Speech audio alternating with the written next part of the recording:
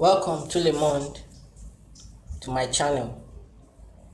This is the first video and I'm elated to produce this video. Jehovah willing to be the first of many to come.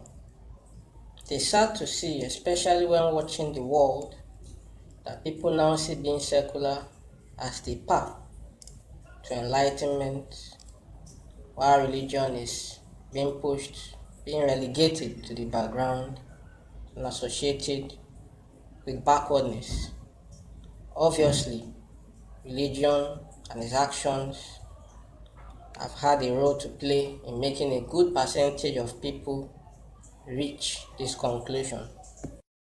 The truth is that we live in very interesting times. Year in, year out, events that occur in the world and in our lives continue to surprise or shock us to positive or negative effects. They've used every angle to reason, to explain, to make sense of these events, and to give interpretations of these events. The interpretations are usually based on comparing said events to similar ones that happened in the past, and forecasts are made maybe of prosperity or of impending doom and gloom.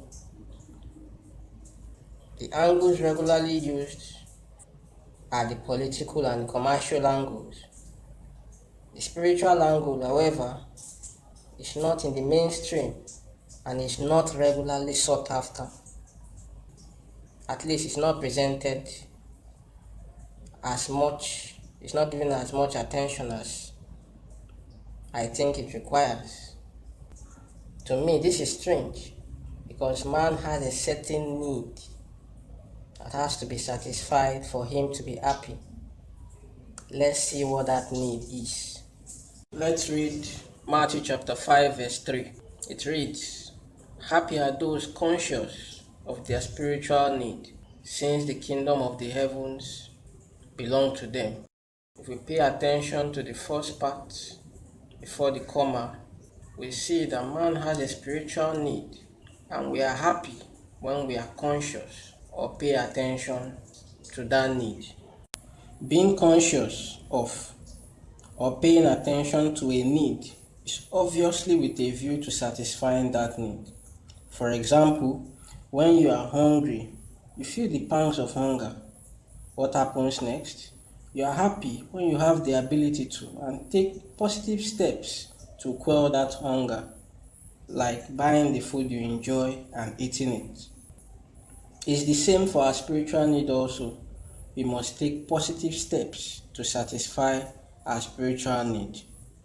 Besides, without constantly satisfying that need, we are just like animals. You see, animals, by and large, do what we do, but primitively. So what makes us different? Let's see. So let's read Jude verse 19. It reads, "These are the ones who cause divisions, animalistic men, not having spirituality." This Bible verse calls men not having spirituality animalistic men.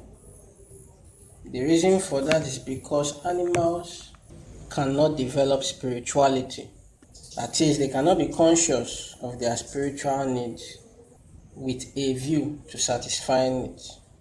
That is why spirituality is an important trait in humans. It's extremely important because it distinguishes us from animals and animalistic men.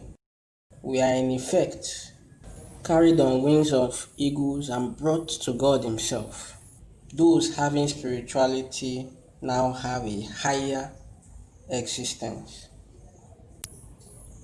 The purpose of this channel is to glorify God, whose name is Jehovah, the sovereign Lord of the universe. It will also help people on their journey to embrace spirituality, see the spiritual angle behind the events of the day, and based on how I understand it, make predictions on the future. My opinions will be put out there to be scrutinized thoroughly. I will give my opinions based on how I understand the Bible. I have to emphasize this point.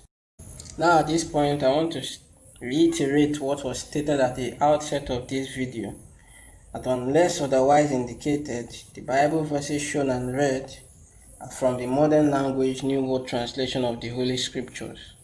I think that this is the best Bible translation for me. But you viewers, please, you can pause the video if you wish and follow the Bible reading with your own copy and translation of the Bible. The Bible is one, and there are just a few differences between Bible translations. Thanks for watching this video. Please like, share and subscribe, and recommend this channel to your family and friends. Hope it's solved. Signing out.